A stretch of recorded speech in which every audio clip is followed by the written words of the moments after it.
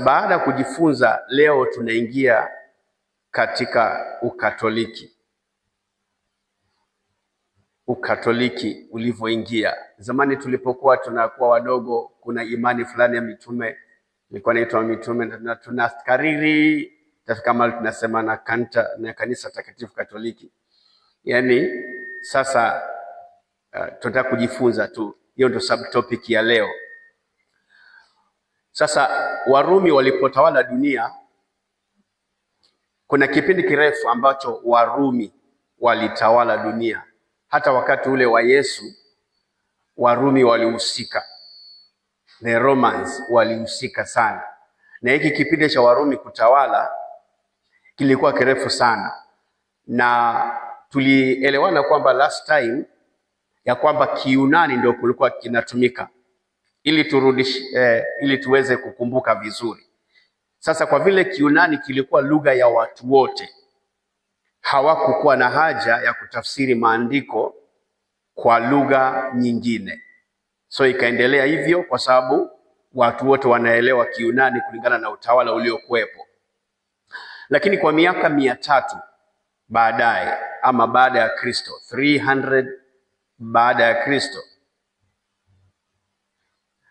Kikristo kilikuwa dini ya Rumi, na hasa viongozi wa kanisa walifikiria Kiunani kuwa lugha ya kipagani kabisa.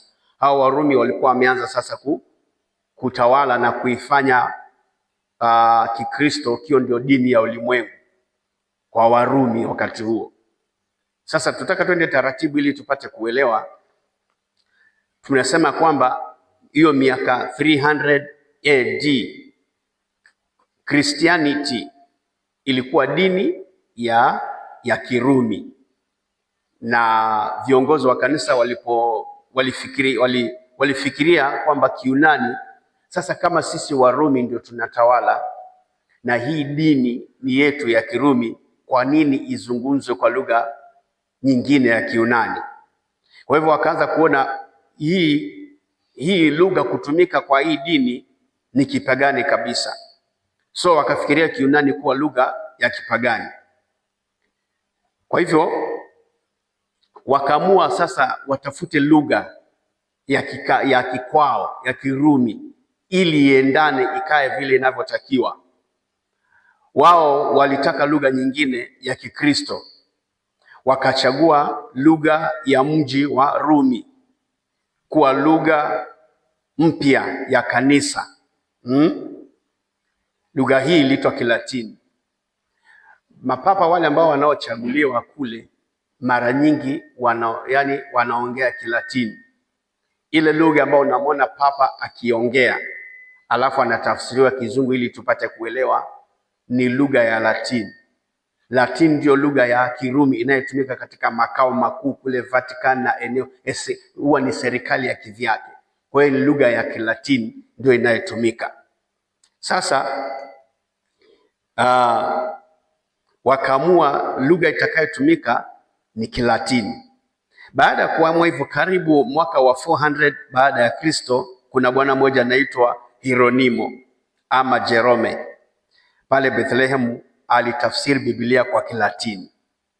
Tunaendelea tu, tumetoka Kiebrania, Kigiriki, tunakuja tu sasa inakuja ikitafsiriwa hivyo. Bwana mmoja anaitwa Hieronimo ama Jerome huko Bethlehem akaitafsiri Biblia kwa Kilatini. Kwa miaka 1000 Biblia ya Kilatini ilikuwa Biblia ya pekee kutumiwa na kanisa Katoliki. Walikuwa wanatumia Biblia ya Kilatini. Ndio maana nimekuambia mkubwa wao hutumia lugha ya Kilatini. Sasa tunaendelea vizuri. Shida iko wapi? Hawa bwana ndugu zetu wametajwa hapa, lakini kukawa na shida. Sasa tunataka kusikia. Sasa watu wengi hawakuelewa kile Kilatini. Manake makao makuu na uongozi wa Kirumi wa Kikatoliki wamesema Biblia itafsiriwe Kilatini. Lakini sasa watu wote duniani wamezoea Kiunani. Kilatini hawakielewi, na sasa Biblia imetolewa kwa lugha kama vile. Ni kama vile uone Qur'an imeandikwa Kiarabu na watu wengine wakose kuelewa. Sasa watu wengi hawakuelewa Kilatini, ikawa ni mapadri tu walielewa.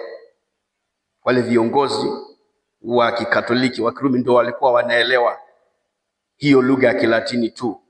Kwa hivyo wao ndio walieleza Biblia kwa watu wote wengine wa kawaida. Mapadri walisema vile viongozi wa kanisa walivyotaka wao kusema badala ya kueleza ukweli wa Biblia. Naona shida mali inaingilia. Wameibana Biblia ikae kilugha ya kivyao. Na sasa kwa sababu watu wengine hawaelewi Kilatini, wanaisoma Biblia Kilatini na kuwapatia watu information kama vile wao wanavyoona. Kumbuka huu uongozi umetawala, na uongozi wenyewe si kwamba unataka uongozwe na Mungu hivyo.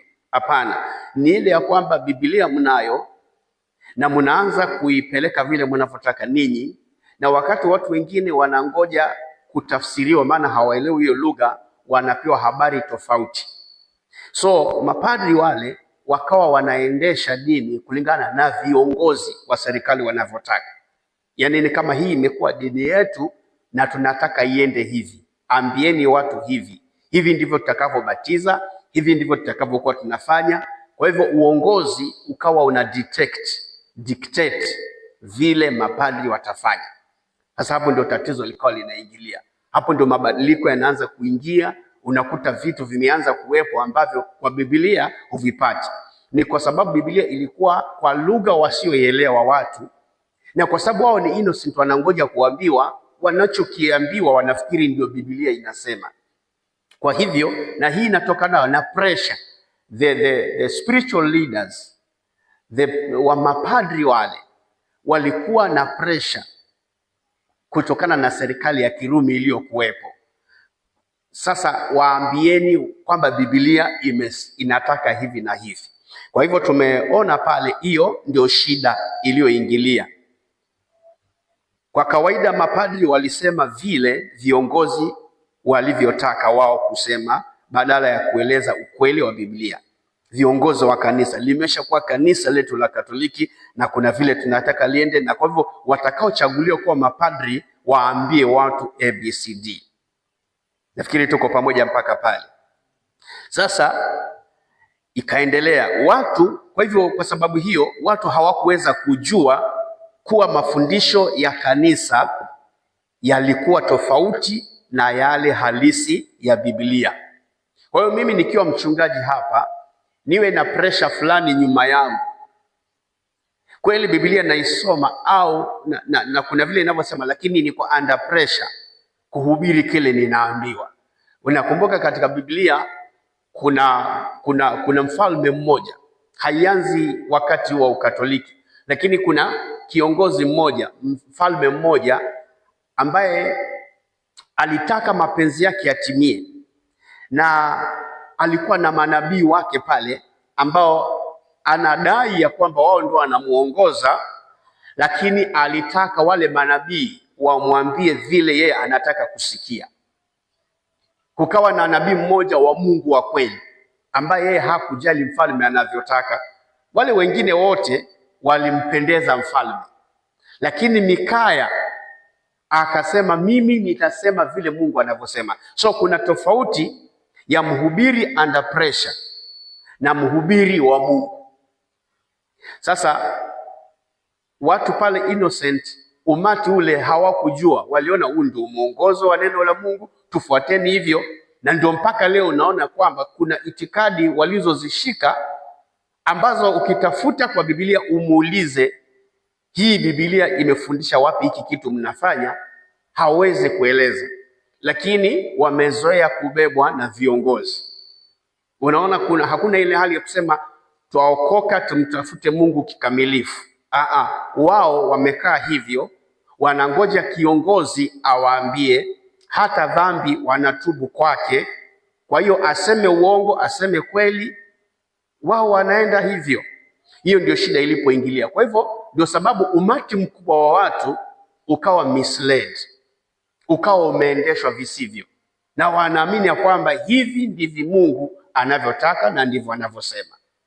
Kwa hiyo unaona ni ngumu kumbadilisha mtu huyu, kwa sababu anaamini alichokifundishwa ndio Mungu anasema, na hicho nachokileta wewe kinamchanganya.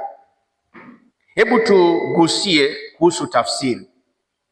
Sisi tafsiri nyingi wakati huo tunaendelea katika utafsiri wa Biblia ili tupate kuelewa. Si tafsiri nyingi zilizofanywa wakati huo kwa sababu ya nakala zilizoandikwa kwa mkono, na katika karne ya 14th century walianza kutafsiri kwa lugha za kawaida. Naona sasa, kwa hivyo imetolewa pale kutoka kwa lugha ya Kilatini ambayo iliyotawaliwa, na sasa imeanza kutafsiriwa, lakini tafsiri nyingi zilikuwa haziwezi kutoka sana kwa sababu ilikuwa inaandikwa kwa mkono, si kama sasa hivi watu wanachapa tu. Kwa hiyo tuende taratibu tuone kuliendaje. 14th century walianza kutafsiri kwa lugha zile zingine za kawaida. Katika mwaka wa 1437 BK au AD, tunaendelea kuja tu, mtu kwa jina Gutenberg alivumbua mashine ya kuchapa. Mtu wa kwanza kuvumbua mashine ya kuchapa, kutype, aliitwa Gutenberg, na sasa 1437. Sasa kitabu cha kwanza kuchapwa kilikuwa Biblia. Sasa hiyo watu wasandike kwa mkono tena, sasa hiyo watu wasandike kwa mkono. Sasa mashine iko, hebu tutoeni hizi nakala sasa. Na kitabu cha kwanza kujaribu mashine ya kuchapisha ilikuwa Biblia. Biblia hii iliitwa Biblia ya Gutenberg, yani kwa jina lake, The Gutenberg Bible. Tunaendelea tu, ukija ukikutana na jambo hilo mahali uelewe Gutenberg maana yake nini. Haya, kwa jina lake. Sasa tunaendelea. Then mwaka wa 1611 AD baada ya Kristo, tumetoka 1437, tunajifunza historia ya Biblia.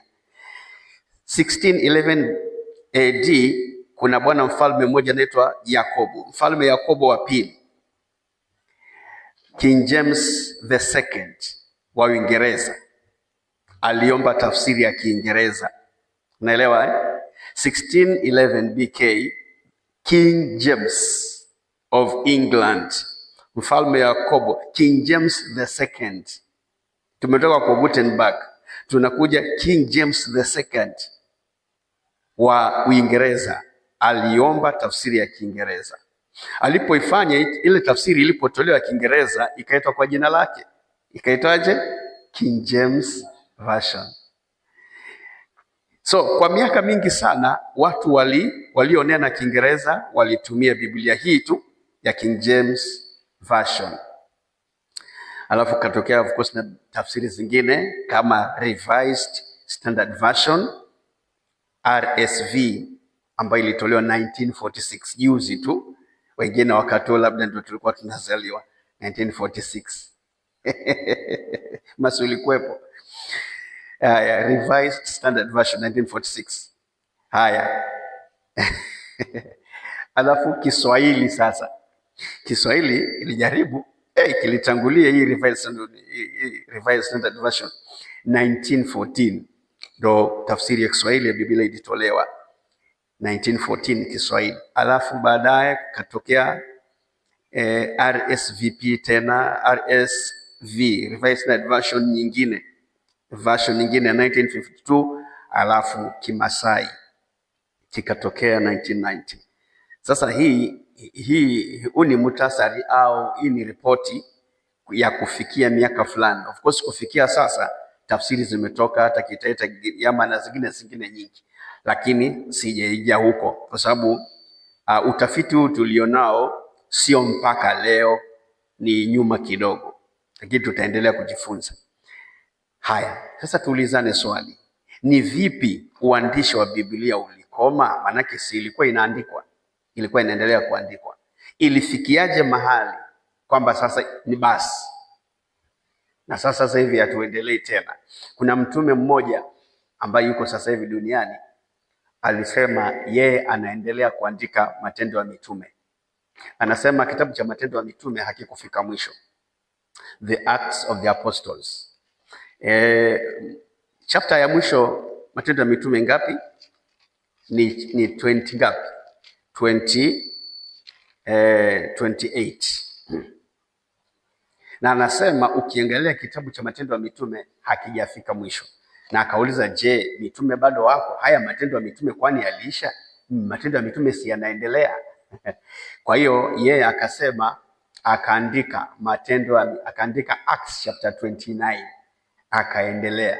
So he expected these Acts of the Apostles to continue since the apostles are still there and these Acts are still on. Siwezi kusema sana. Kwa hiyo ilifikiaje kuandikwa? Lakini tufike hapo, labda niruhusu swali, kama kuna swali lolote. Haya, nafikiri hakuna. Hebu tuulizane, vipi uandishi wa Biblia ulikoma? Ilijulikanaje ya kwamba sasa imemalizika ama imekamilika? Jinsi kanisa lilivyoendelea kukua, watu walianza uongozi na kufundisha. Mafundisho ya uongo pia yalianza, maana sasa huku maandiko yanaendelea na kuna wengine wanaibuka pia nao wakiandika mambo yao, wakileta hapo nao yawe ni maandiko. Sasa ikawa umuhimu mafundisho ya uongo yalipoanza kutokea. Petro na Paul walionya kuhusu mafundisho ya uongo. Hata hivyo mitume hawakuishi milele, walikuwepo, hawakuwepo kuendelea kufundisha. Kama Matendo ya Mitume inavyotuambia, kila siku walikuwa wanadumu katika mafundisho ya mitume, wanaendelea kufundishwa. Lakini tunaendelea, miaka inapoendelea, they started dying. Yesu mwenyewe pia alipofariki, akafufuka, ameondoka duniani, akaacha mitume wakaendelea, and it came a time wakaanza kufa mmoja mmoja mpaka wote wakaisha. Now kama Wakristo walikuwa wanakaa wafundishwe na mitume, sasa ni nani atakayefundisha kama mitume wamekufa? Na simaanishi mitume hawako sasa.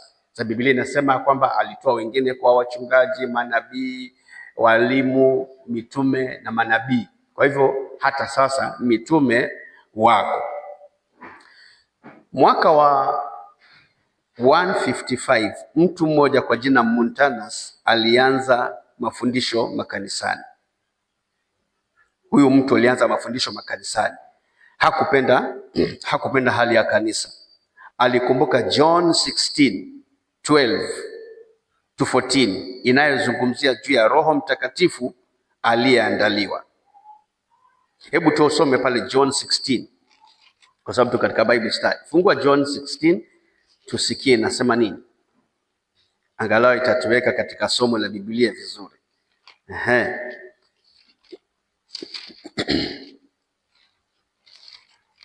Sasa John 16:12 inasema, hata bado ni kali ninayo mengi ya kuambia, lakini hamwezi kustahimili hivi sasa. Lakini yeye atakapokuja, huyo Roho wa kweli, atawaongoza awatie kweli, ama awatie kwenye kweli yote, kwa maana hataenda kwa shauri lake mwenyewe, lakini yote atakayoyasikia atanena, na mambo yajayo atawapasha habari zake.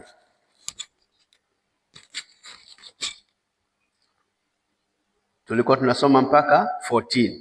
Yeye atanizungumzia mimi, kwa kuwa atatoa katika yaliyo yangu na kuwapasha habari. Sasa huyu bwana anaitwa Montanus aliposoma hayo maandiko, alipokumbuka inavyozungumzia kuhusu yule ajaye, yeye Montanus akadai ya kwamba yeye ndiye huyo. Montanus aliposoma pale akaanza kuambia watu, yule mliambiwa atakuja msaidizi, sasa ni mimi nimekuja. Naona sasa ule uhatari. Mimi ndiyo huyo. Viongozi wa kanisa waligundua kuwa walimgundua huyo bwana Montanus kuwa ni mwalimu wa uongo. Hivyo wakaona hitaji la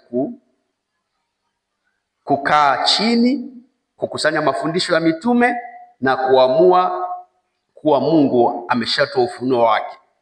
Iliwabidi kukusanya maandiko yote na kuamua ni yapi yalikuwa kweli na yenye haki ya kuitwa neno la Mungu. Walitumia kitu kinaitwa canon, kanuni. Ilimaanisha kipimo, vitabu vilivyokubaliwa kuwa neno hasa la Mungu, the canon, vyenye pumzi ya Mungu, kama vile tunavyoona katika 2 Timothy chapter 3 verse 16 na pia 2 Peter 1:19 to 20. Narudia mistari hiyo, 2 Timothy 3:16, 2 Peter chapter 1 verse 19 and 20. So mwaka wa 367 baada ya Kristo, viongozi walitoa orodha ya vitabu vya Agano Jipya. Wote walikubaliana kama tulivyo navyo leo. Kanuni ikafungwa, hakuna kuongeza tena, hakuna kupunguza, hakuna kusema kuna kitu nimekuja nacho hapo kiandikeni hapo ni maandiko. Hapana. Kwa hiyo kanuni ikafungwa na neno la Mungu likawa limetimia. Kitu cha kukumbuka, ukumbuke ni kwamba, hebu tupate mtu asome katika 2 Peter ili tuweze kuelewa inasema nini, because we are studying, tusiruke namna hiyo. 2 Peter 1:19 inasema, nasi tuna lile neno la unabii lililo imara zaidi, ambalo mkiliangalia kama taa ing'aayo mahali penye giza, mwafanya vyema mpaka kutakapopambazuka na nyota asubuhi kuzuka mioni mwenu. Mkijua neno hili kwanza, ya kwamba hakuna unabii katika maandiko upatao kufasiriwa kama apendavyo mtu fulani tu, bali maana unabii haukuleta popote kwa mapenzi ya mwanadamu, bali wanadamu walinena yaliyotoka kwa Mungu wakiongozwa na Roho Mtakatifu. Kwa hiyo kumbuka, Mungu amekusudia kuleta neno lake kwa watu wake, na kwa hivyo anawasaidia hawa manabii, anawasaidia hawa viongozi.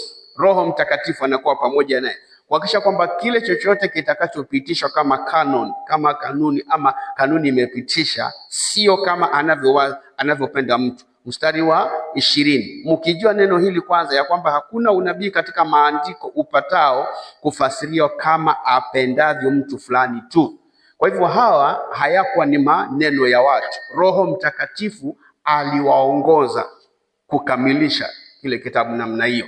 Usije ukajiuliza kesho ya kwamba kumbe walikuwa ni watu tu, walikaa tu wakaamua. Hapana, Roho Mtakatifu alikuwa anahusika, na Mungu amekusudia kuleta neno la Bwana kwa watu wake. Kwa hiyo hakukuwa na mchezo pale. Haya, twende katika sehemu nyingine. Na je, vile vitabu vilivyokataliwa? Maana katika kuchanganua kule na kuchambua, kulikuwa na vitabu ambavyo hiki hapana, hiki hapana, hiki hapana, hiki ni sawa. Viko vitabu ambavyo vilikataliwa. Sasa unaona mambo kama mambo ya Montanus, ambao anakuja kusema huyo Roho Mtakatifu mulisikia ni mimi, huyo msaidizi ni mimi, na mtu anataka atengeneze na yule bwana ambaye amefariki juzi, kiongozi wa wale ndugu zetu tumetaja, pia he was coming up. Nafikiri alitengeneza Biblia yake mwenyewe, sasa aitengeneze. Alisema papa huyu alisema Biblia iliyopo imepitwa na wakati, akatengeneza kitabu chake ambacho kinaitwa Biblia. Na unajua yeye kwa msimamo wake alikuwa anafundisha ya kwamba Mungu ni wa upendo, hata watu wawane, waume kwa waume, Mungu ni wa upendo, wake kwa wake wakiona Mungu ni wa upendo. Yani na dini zote ni sawa, sote tunaenda kwa Mungu. Umeokoka hujaokoka, unaabudu kitu gani, we ni nani, hiyo ni imani. Na akatunga kitabu chake. Kwa hiyo Biblia anayoita Biblia akatunga, unaona ni mawazo ya mtu, na si ya mtu bali hasa ibilisi yuko pale ndani kuhakikisha kwamba atapotosha watu. So you can imagine kama hao ndugu zetu walifundishwa hivyo, na baadaye kiongozi mmoja aibuke na haya maneno pia aanze kufundisha. Ndio sababu unaona ya kwamba katika eneo zingine yako makanisa na mabishopu ambao wameoa wanaume wanapasishwa kuendelea, na kanisa ziko na mapadri ambao ni mashoga wako na wana congregation kama hizo, na ndani yao wanajiconvince ya kwamba hata sisi Mungu anatupenda. Kwa hiyo mnakuwa ni kanisa, mume na mume wameketi, ni couple, harusi zinaozwa hapo. Padre mwenyewe pia ana mke wake ambaye ni wa kiume na wako hapo, na hivyo na kuna maandiko atafungua wasome. Sasa unajiuliza maandiko anayofungua wasome yanatoka wapi? Ni maandiko kama ya yule bwana aliyetunga, aliyesema hiki kitabu cha Biblia kimepitwa na wakati, sasa kuna Biblia nimekamilisha itumike. Kwa hiyo na watu ambao wanaotunga, ukiangalia ndugu zetu kama hawa wa tafsiri ya Ulimwengu Mpya, nao katika Biblia wametoa vitu vingine ambavyo haviendi vile wanavyotaka wao. Wanakana utatu, hawakubaliani na utatu. Kwa hiyo sehemu ile inayoongea juu ya utatu wanaibadilisha pale. Alafu na sehemu wanakana pia Yesu si Mungu, wanaikanusha pale, wanairekebisha mpaka sound iende vile wanavyotaka. Hatimaye wanaita tafsiri ya Ulimwengu Mpya. Kwa kuiona hivi huwezi kujua kama ina uongo, kwa sababu kawaida nabii ama mwalimu wa uongo hutumia 1% kubwa ukweli alafu na kidogo uongo. Sasa huwezi kumtambua.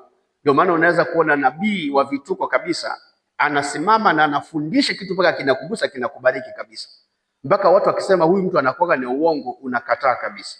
Ni kwa sababu wamefundishwa. Shetani kazi yake ni kuhakikisha kwamba mwalimu wa uongo anatumia sehemu kubwa ukweli alafu kidogo, maana akitumia uongo moja kwa moja atajulikana na kazi itaisha.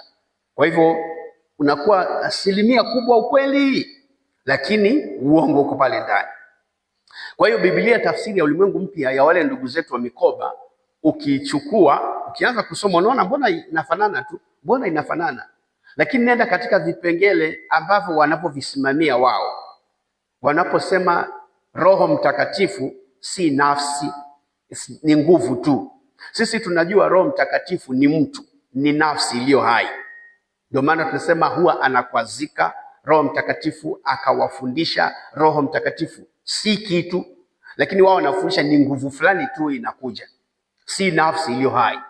But the Holy Spirit is a being. You can talk to him. He has feelings. Anafurahi, anakwazika, anaongoza mtu, anafundisha. Kama Yesu alisema ya kwamba atakapokuja. Sasa hakusema hiyo nguvu itakapokuja, atakapokuja. Mimi ni mtu, atawafundisha. Sasa mtu ambaye anaweza akafundisha, basi it's a living being. Ni baadhi ya vipengele ambavyo watu huvigeuza ili vikae kama wanavyotaka wao. Na ndio maana wakija kukuhubiria, wamekuja kukushuhudia, wanafungua Biblia yao. Nyuma ya roho walionayo ni roho ya kishetani idanganyayo, na wanakupeleka usome ile tafsiri yao ya Ulimwengu Mpya ili wakuonyeshe ya kwamba hivi ni Mungu anasema, ufuate yao. Ukiwaambia na tufungue, hata mimi na yangu hapa, tufungue hii ya kweli sasa, na mwende to the same scripture, mkifananisha utaona ya kwamba kuna sehemu wameiondoa au wameibadilisha, ina sound tofauti. Kwa hiyo shida inakuwa kwa yule mtu ambaye ametembelewa na hawa watu na yeye hana Biblia alafu anasomewa hiyo Biblia yao. So this person will end up believing what these people are saying. Wakati ambapo Biblia inaposema kwamba mbinguni kuna makao mengi, wao wanasema makao yamejaa.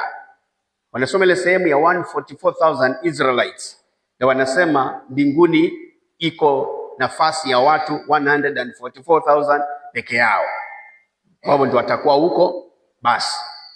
Lakini kitabu cha Ufunuo kinasema na nikaona na watu wengine idadi isiyohesabika. Huko hawatasoma hiyo sehemu, hawataangalia. Yesu anasema mbinguni kuna makao kiasi gani? Tele. Lakini wao kwa sababu wamekusudia kudanganya ulimwengu, kuna roho nyuma yao ambayo imekusudia kupotosha binadamu, imemkaa ndani, na kwa makusudi kabisa anaenda pale abadilishe mambo ili ulimwengu uweze kufuatana nao iwezekanavyo. Na ndio sababu unaona wana ujasiri mwingi wakifikiri wanafundisha neno la Mungu. Wanajisikia wako amani, wako na amani, wako vizuri tu. Lakini kwa mwokovu ambaye husoma Biblia yake, Biblia ile halisi na Roho Mtakatifu aliyeandika, wacha hiyo ya watu, anaelewa ya kwamba neno la Mungu halisemi wanavyosema. Siku moja nilikuwa nasafiri na mmoja tu, na aling'ang'ana tu kusema Yesu si Mungu nini na nini, na mimi nilikuwa tu namwambia, na hapa Biblia inasema hivi je, na hapa Biblia inasema hivi je. Ikafika mahali amekwama, kwa sababu si kukubali mimi nimsikize yeye tu, mimi pia nilikuwa namuonyesha maandiko yanavyosema. So ilifika mahali akasema ai basi kila mmoja na akae na imani yake. Kugeuzwa hataki, kushika ukweli hataki, amekatalia, ni kama kiapo amefanya. Wengine walinikujia nyumbani pia wakati mwingine, na wakisema kwamba mambo ya miujiza ilipita na wakati wa mitume, siku hizi hakuna. Nikaenda nao katika maandiko katika Biblia yangu kuwaonyesha kwamba miujiza haikupita, hata sasa iko. Baadaye walishia kuniambia sijui nina kiburi, sijui na nini, yani hawapendi kugeuzwa. Kwa hivyo wale ni watu ambao wanastahili muwe waangalifu, ni Biblia gani mnasoma. Usije kukutana na Biblia in quotes ambayo imebadilisha pale. Leo hii mtu anasimama anasema sehemu ile Mungu aliyosema ya kwamba naye Mungu akaona mtu huyu asikae peke yake, nitamuumbia msaidizi wa kufanana naye. Ukiacha tu hivyo, wale ndugu zetu mashoga wanasema, unasikia, Adam aliumbiwa msaidizi wa kufanana naye, yaani mwanamume kama yeye. So unaona, msaidizi wa kufanana naye. Sasa kama mimi ni mwanamume na naombewa msaidizi wa kufanana nami, nitaombeaje mtu mwanamke? Lakini Biblia haiachii hapo, inafundisha na kuendelea. Tangu hapo Mungu aliwaumba mume na mke.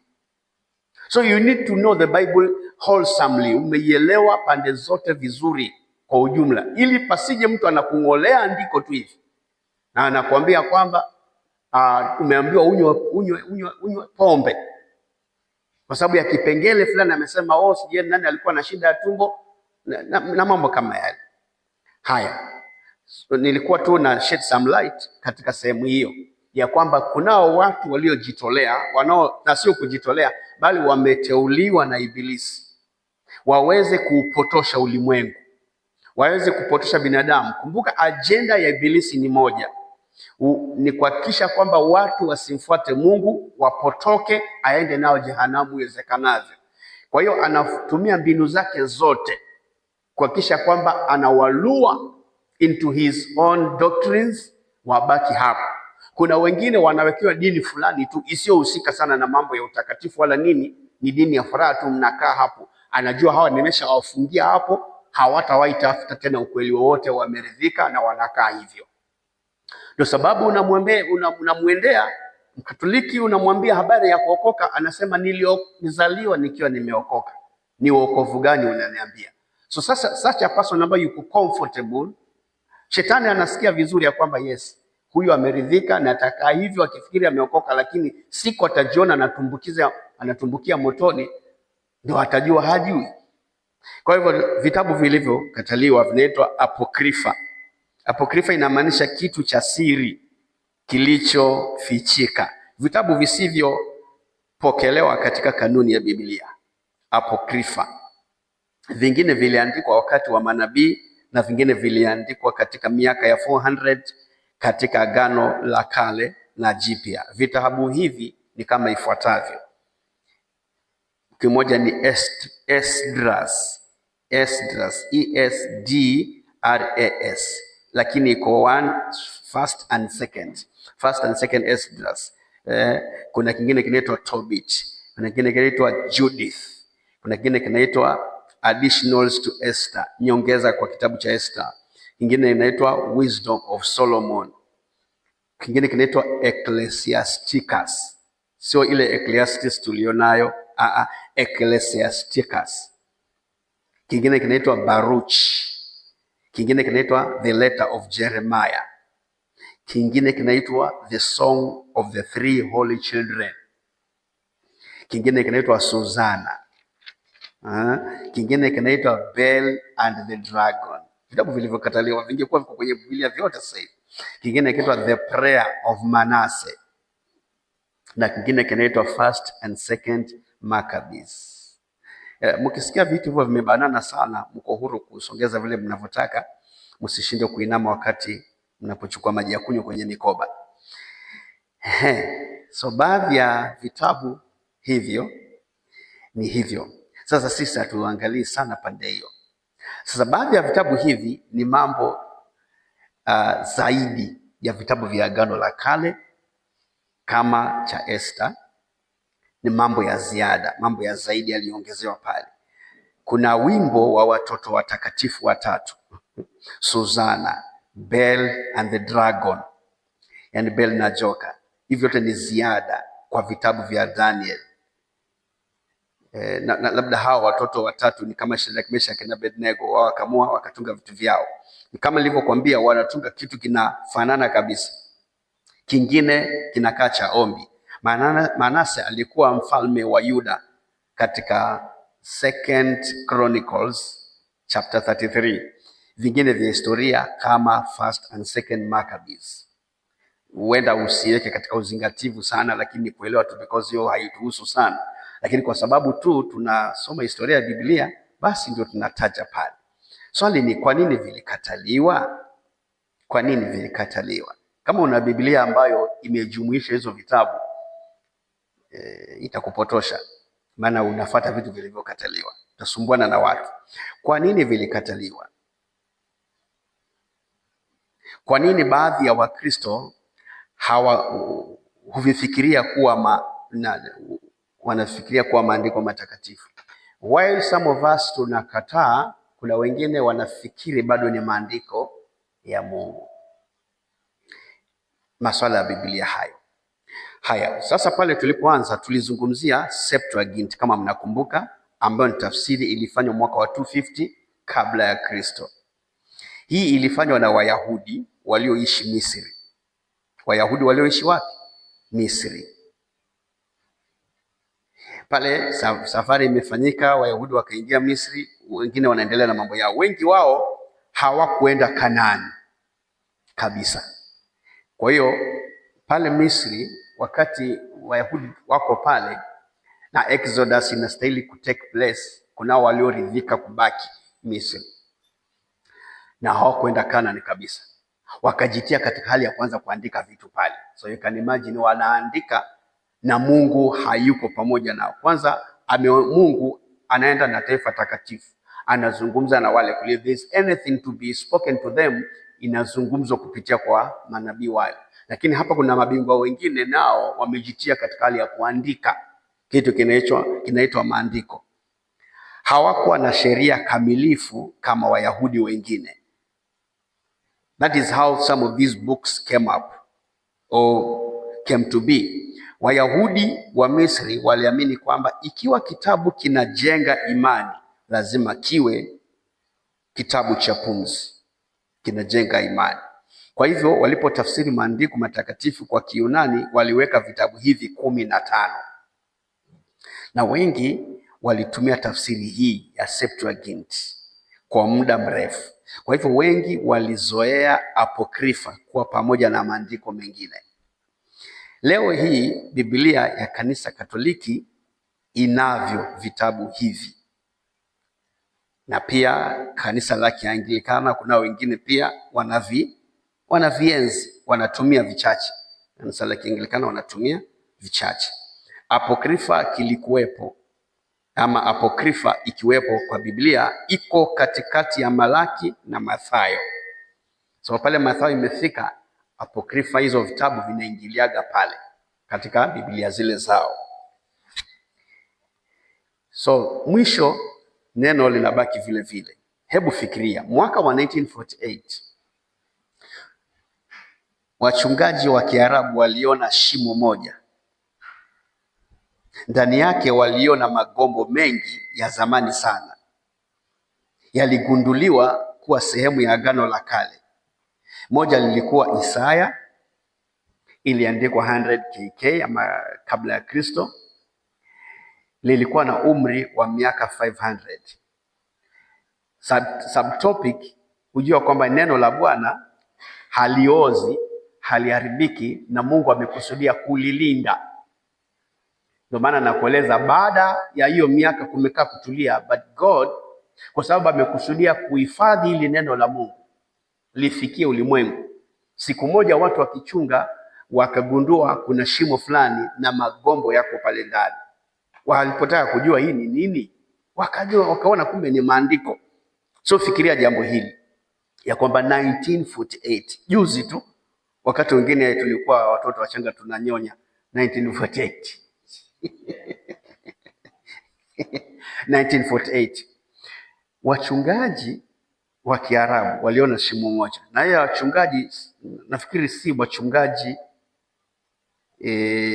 wachungaji mapasta waliona shimo moja. Ndani yake waliona magombo mengi ya zamani sana, yaligunduliwa kuwa sehemu ya Agano la Kale. Moja lilikuwa Isaya, iliyoandikwa 100 kabla ya Kristo, lilikuwa na umri wa miaka 500 by then. Wakati wanagundua, walikuwa na namna ya kujua ili gombo limemaliza miaka mingapi.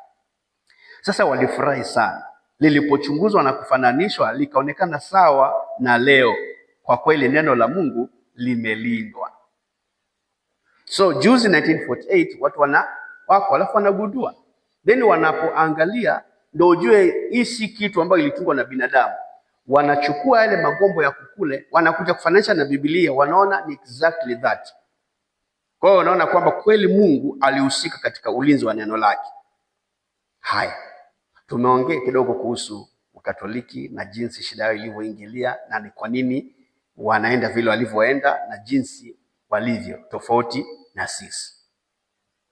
Maana lazima tukubali kwa kweli wana tofauti na sisi. Tunajifunza Biblia, wao wanashikilia Biblia na sisi tunashikilia Biblia, and we are learning so that we can understand where do we differ.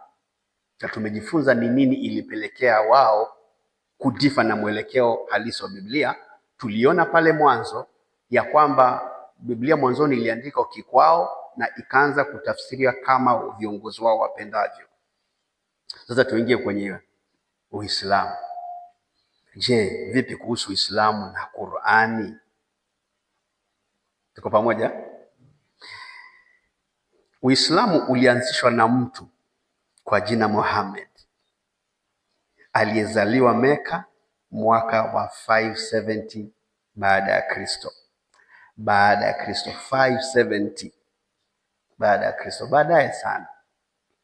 Alianza kutabiri na kubadilisha dini mwaka wa 610 BK akiwa na umri wa miaka 40. That means alikuwa Myahudi tu, yani alikuwa tu mtu, of course dini iliyotawala ni dini ya Kikristo ili ya ulimwengu, maana Mungu ni mmoja, lugha moja, kila kitu. Lakini huyu bwana akaamua kutokea na mafundisho yake mengine.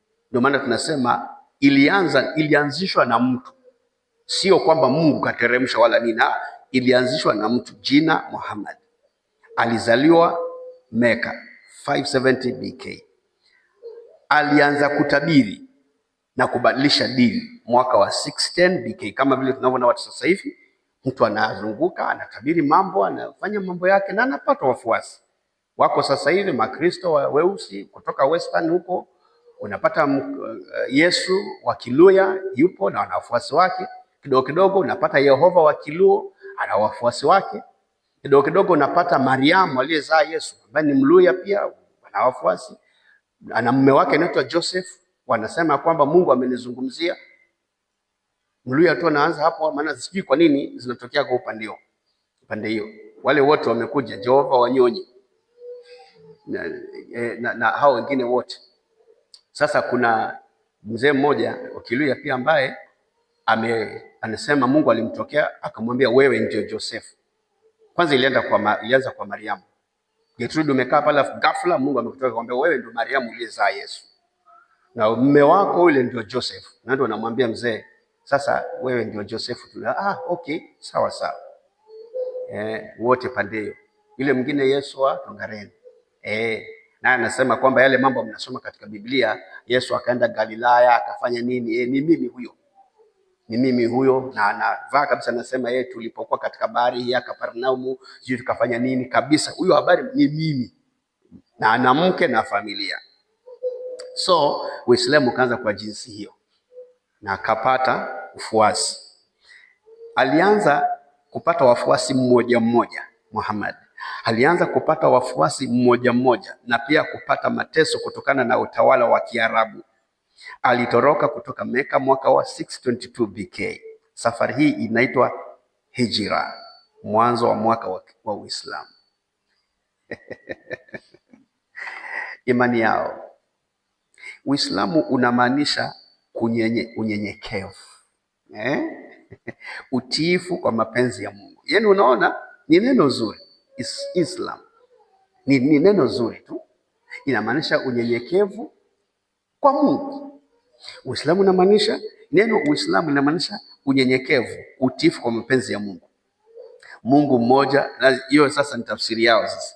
Mungu mmoja anayeitwa Allah. Hii ni sawa na Elohim kwa Kiebrania. Unaona walianza vizuri tu, wanakaa ni kama haina neno vile. Mambo yote mazuri au mabaya hupangwa na Mungu, ni kulingana na wao, na kwa kila jambo wao hutimiza mapenzi ya Mungu. Kwa kila jambo wao hutimiza mapenzi ya Mungu. Kuna maelfu ya malaika. Hii ni imani yao. Kulingana na wao, kuna maelfu ya malaika wazuri na wabaya, wote hushughulika na mwanadamu. Maelfu wazuri na wabaya. Mungu ametoa ufunuo wake kupitia Qur'an. Kulingana na wao sasa, Mungu huzungumza kupitia kwa Mungu ametoa ufunuo wake kupitia kwa Qur'an, ikiwa ni ina msururu wa ujumbe wa Mungu ambao alimpa Muhammad kupitia malaika Gabriel. Nafikiri wanamuita Jibril.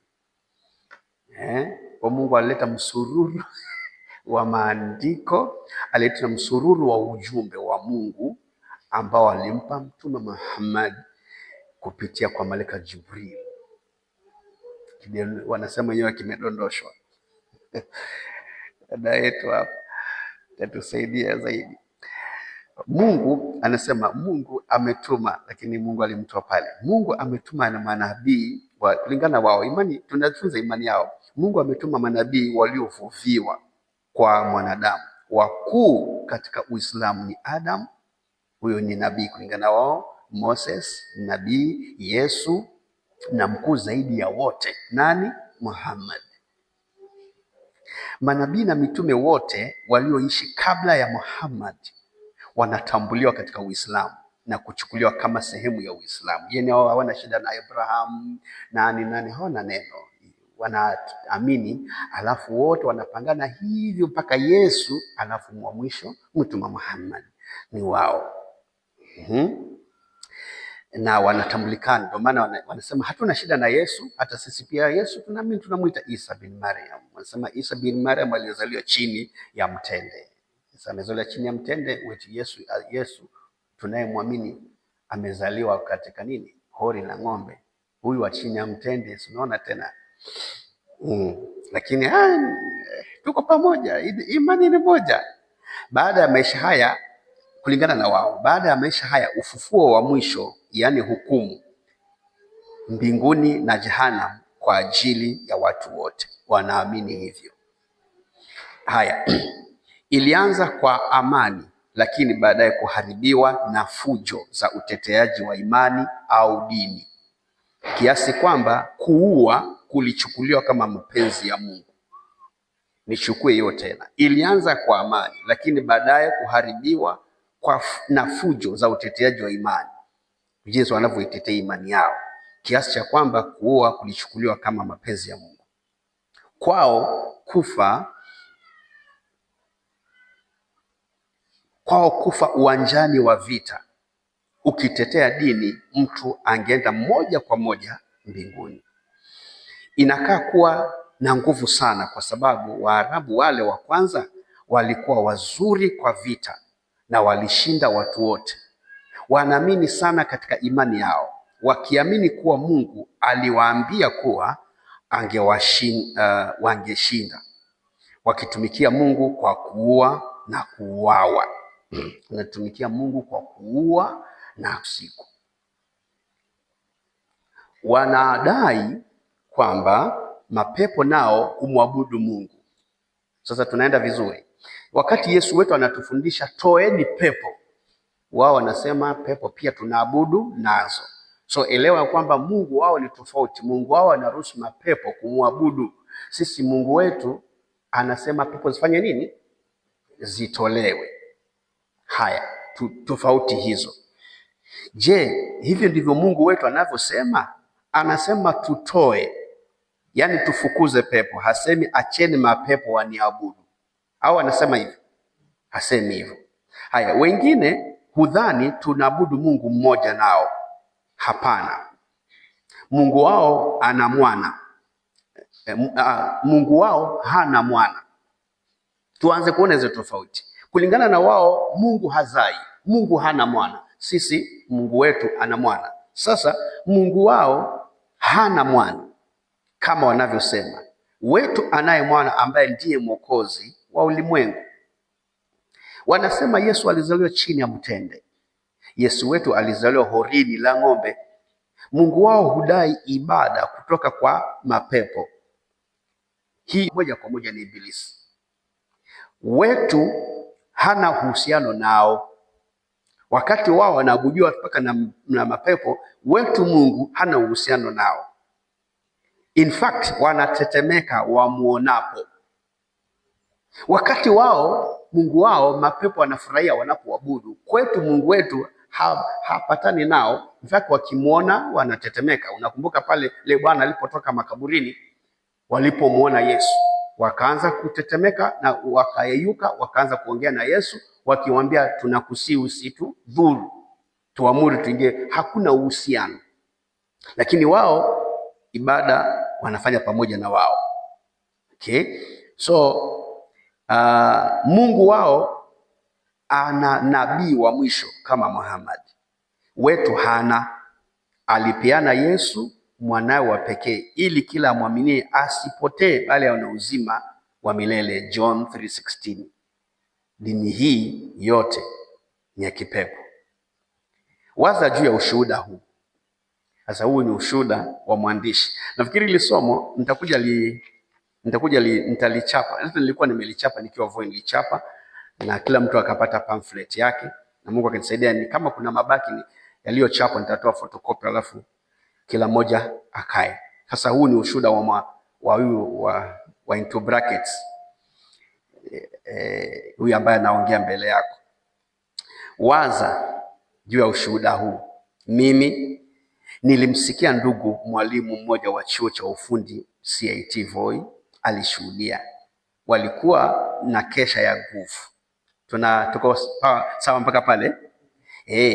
Mimi Kambale nilimsikia ndugu mwalimu wa chuo cha ufundi CIT Voi akishuhudia. Walikuwa na kesha ya nguvu. Katika taasisi hiyo kuna msikiti. Baada ya kesha, baadaye yule mwalimu wa msikiti huo alimfuata huyu ndugu akilalamika, na hivi ndivyo alivyosema: nyinyi wa Kristo mnatenda dhambi sana. Mnatenda dhambi kwa sababu mfanyapo mikutano yenu mwatesa viumbe wa Mungu, yaani mapepo, kwa kuwafunga. Huyu nimekwambia pale kuna msikiti ndani na kuna Wakristo wanakesha, wanaomba. Tunapoomba hapa tunafunga nguvu za giza, tunachoma, tunateketa. Kama tukifanya hivyo sasa hapa, that is what happens. Kwa hiyo sasa pale huyu bwana akamwendea huyo ndugu akamwambia, nyinyi Wakristo mna dhambi sana, mnatesa viumbe wa Mungu. Maana yake kule msikitini hakukuwa na amani. Sasa mnatesa viumbe wa Mungu pale mnapowafunga. Anasema nilipoingia msikitini nilikuta mapepo wote wamefungwa pamoja. Wajua kuna mapepo, anasema wajua kuna mapepo wazuri na wabaya. Kama wale wa kutajirisha ni wazuri. So kama ninavyokueleza ya kwamba wao katika elimu wanayoiendea ya kuwa mashehe vile, wao wanaingia so deep na wanasafirisha hata katika ulimwengu wa roho so deep, wanaenda ndani. na wengine wanasema kwamba hata wengine huwa kurudi huwa haiwezekani.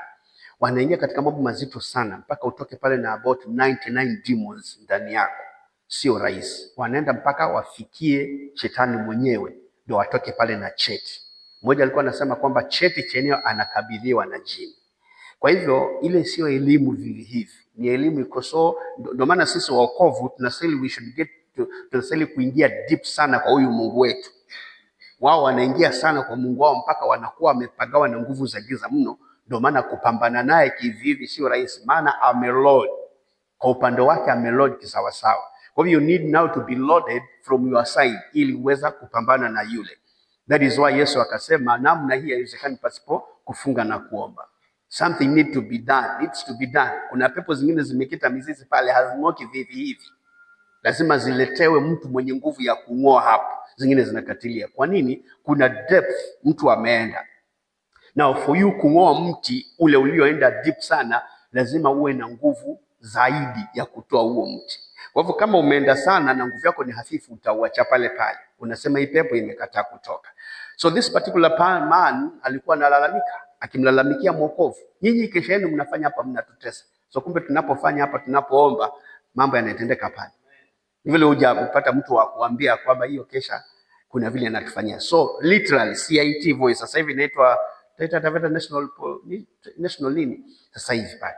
Lakini ilikuwa inajulikana kama Coast Institute of Technology. Kwa ni ushuhuda wangu mimi na kuelezea. Mtu aliyesema. Kwa hiyo anasema kwamba ndugu huyu lazima awe alitiwa moyo sana. Hata mimi kweli nilisikia kutiwa moyo, nikasema wow, usidanganye, kuna Mungu aishie. Mshike yeye na umtumikie sawa sawa kwa kuogopa na kutetemeka. Neno hili la kuzingatia kuhusu Uislamu limetoka kwa huyo niliyekuambia. Haya, nataka nikamilishe. Biblia, kitabu cha Mungu cha pekee, ni neno la Mungu. Ama Biblia kitabu cha Mungu cha pekee na kiitwacho neno. Hakuna kitabu kingine chochote kilichoandikwa na Biblia, kilichoandikwa kando na Biblia kinaweza kuwa cha Mungu. Yeye hutoa njia, yeye hatoi njia kadhaa watu wachague. Alitoa njia moja tu, mbingu na nchi vitapita, bali neno lake litadumu milele. Imani nyingi, in conclusion yangu, imani nyingi zimebuniwa, lakini ni imani katika Kristo Yesu kuwa Mwokozi inaweza kuthibitishwa na ni hai. Yeye mwenyewe Yesu ndiye neno. Yaani kwamba mimi ninaposema nimeokoka, Kristo yuko ndani yangu, ninaithibitisha kwa kumuona Yesu akifanya mambo ndani yangu. Kwa hiyo na wewe pia ukiokoka unamuona Yesu mpaka unashuhudia habari zake, ndio maana ya kushuhudia. Lakini kuna watu wanafuata dini fulani, there's nothing they can testify about. Lakini walifundishwa hivyo na wanafuataga hivyo, lakini hii ya Yesu sio dini. Ni uhusiano wa mtu na Mungu. Unampokea Yesu katika maisha yako, anakutendea mambo ukiona hivi hivi na unasimulia kweli Jesus yupo. Maana nalimuomba nikaona amenifanyia waziwazi kabisa. So imani ya Kikristo ndio inaweza kuthibitishwa. Zingine zote watu wanaenda nazo hivyo, they cannot prove unless ibilisi aje akiti pale na aanze kutoa mambo yake. Neno la kufunga. Hatimaye sote na tuwe na bidii sana katika kufahamishana yale ambayo Bwana ametuwezesha kujua kwa ajili ya ujenzi wa mwili wa Kristo. Bwana akubariki. Haya, kuna chango au swali tunapoendelea? Kama unashika hii ndio zungumza naye, yule mwingine umpatie pia, zungumza naye tu. Bwana Yesu asifiwe. Ninao mchango kuhusu mafundisho yetu hayo mazuri. Basi kwa kweli kama mteule unataka kudumu katika nguvu za Mungu, unahitaji Roho Mtakatifu. Maanake Roho Mtakatifu ndio Yesu mwenyewe alisema lazima niondoke ili huyo ajaye awafundishe yote niliyofanya nikiwa katika dunia hii. Huyo ni Yesu anasema. Sasa kama mteule nafikiri kinachofanya watu wakapotea ni kukosa kujua neno, kama vile vimefundishwa na ndugu yetu hapa pasta, akasema kuna elimu ya mtu binafsi. Tukafundishwa vile hii Ukatholiki uliingia ni kutaka kuambiwa mambo ambayo mwenyewe hujadhibitisha, lakini ukakubaliana nayo mambo. So sisi kama wateule hatuko katika njia hiyo, tuko katika kufundishwa, na tunapofundishwa tunapokea, lakini zaidi sana tunadhihirishiwa mambo haya na Roho Mtakatifu. Kwa hivyo kama mteule ukikosa Roho Mtakatifu ni hasara, kwa sababu Roho Mtakatifu kwanza hutang'ang'ana katika wokovu, kwa sababu Roho Mtakatifu ni mtakatifu na Biblia nasema anakaa ndani yetu kama wateule, na kama yuko ndani yako hata ruhusu utende dhambi, maanake yeye ndio kiongozi na mwalimu wa kuonyesha njia utakayoiendea wewe kama mwokovu. So hutang'ang'ana na mambo ya wokovu, kwa sababu anakufundisha na neno la Mungu ulielewe zaidi. Unapolisoma neno lina stick ndani yako kama gamu. Amen. Hata kama utapitia hali fulani, utakumbushwa na Roho Mtakatifu lile neno vile ninavyosema. Kwa mfano, tunaposoma Biblia katika kitabu cha hiyo Mathayo 24:24 inasema, kwa maana watatokea makristo wa uongo na manabii wa uongo, nao watatoa ishara kubwa na maajabu, wapate kuwapoteza kama yamkini hata walio wateule. Sasa unaona wewe kama mteule, yes, ukimkosa huyo Roho Mtakatifu wa kujulisha ukweli wote, utapotezwa ili hili andiko litimie ndani yako, kwa sababu shetani anataka kupotosha mtu yote ambaye anajua ukweli. So ukiwa na Roho Mtakatifu utajua ukweli wote ambao umezungumzwa ama atakaye kufundisha Roho Mtakatifu. Hutapotoshwa na jambo lolote, kwa sababu Biblia itakuwa imestick ndani ya moyo wako, si kwenye kitabu, ndani ya moyo wako. Amen. Ukiwa na Roho Mtakatifu, ukisoma andiko lolote linaganda ndani yako. Yes. Ili lile neno linasema kuwa kila roho ijaa mbele zako uipime na Roho wa Mungu. So Roho Mtakatifu atakataa hiyo roho nyingine ambayo ni ya pili imetokeza pale. Kwa hivyo una uwezo mkubwa wa kupata ushindi. Amen. Lakini pasipo Roho Mtakatifu ushindi utakuwa finyo sana. Ni rehema za Mungu tu kukutoa katika ile hali au ule mtego ambao shetani amenuia kukutega. Lakini ukiwa na Roho Mtakatifu ushindi ni lazima, kwa sababu tuliahidiwa hivyo. Na akasema katika hiyo 25 akasema, tazama nimekwisha kuwaonya mbele. Kwa hivyo tumeonywa na Biblia imetuonya kwa mambo mengi sana. Hata haya ambayo tunapokea sasa ni maonyo ya kutufundisha tukae katika hali ya kutafakari neno na kumjua Mungu kwa undani zaidi. Ndipo sasa tunapokea mafundisho. Bwana wabariki sana. Amen. Nani mwingine mwenye swali au mchango?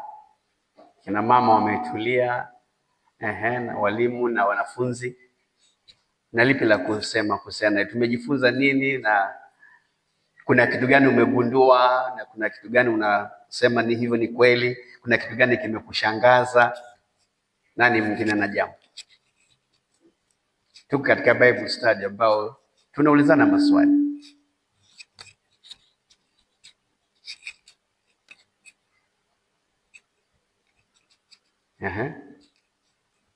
Somo hili mnalisikiaje? Likoje? Wale wengine ndugu wameshachangia. Nani mwingine ana swali au ana mchango au ana kitu ambacho hakija kuwa clear vizuri, angependa kuelezwa zaidi?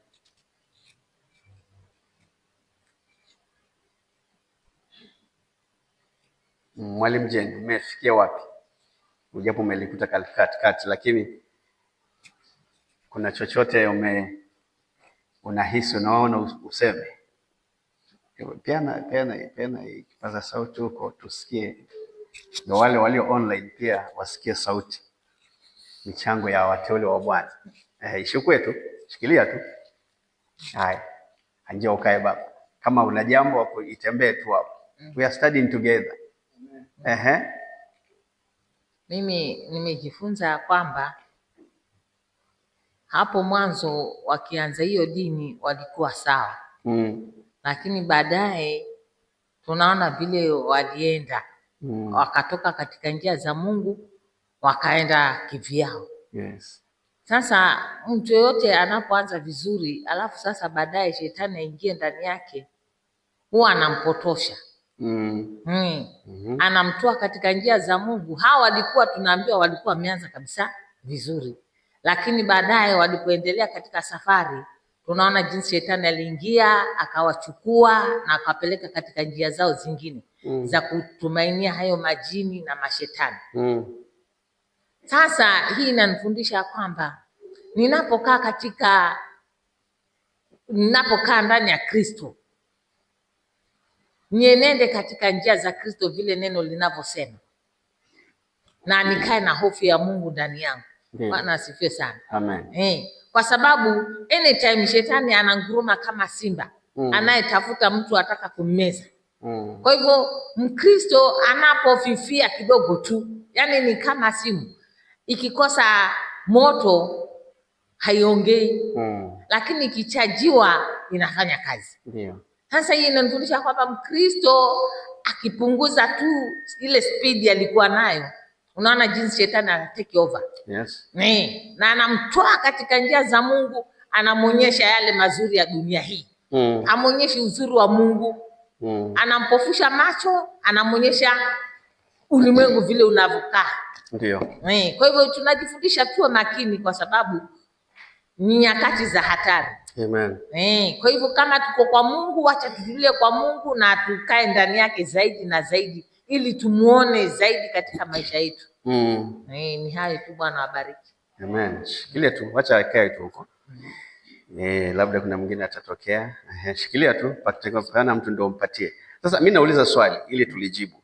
Nilisikia kiongozi mmoja wa padri mmoja amesimama akawaambia watu msikae vivi hivi, muende makanisani au msikitini. Je, huyu bwana alikuwa sahihi kwamba kwenda makanisani na kwenda msikitini ni sawa? Maana kulingana na yeye, msikae pasipo kumwabudu Mungu. Hakikisheni mnaenda kuabudu Mungu msikitini au mwende mkaabudu Mungu kanisani. Na huyu ni padri wa kanisa. Huyu bwana yuko sahihi ya kwamba msikitini na kanisa ni sawa, ya kwamba kwa kuwashauri vijana. Huyu bwana alikuwa anaongea katika mazishi ya kijana mmoja ambaye alikufa katika njia ambayo ya kianasa sana. So akawa anawashauri vijana, akawaambia mnaishi bila Mungu, ndio maana mambo kama haya yanawapata. Kwa hiyo vijana na washauri msikae hivyo, mwende msikitini, mwende makanisani, mwende msikitini. Ni sawa ushauri kama ule? Tupate kutoka mwalimu wetu wa Biblia, iko hapo. Amenyamaza tena na tafakari kwa kweli.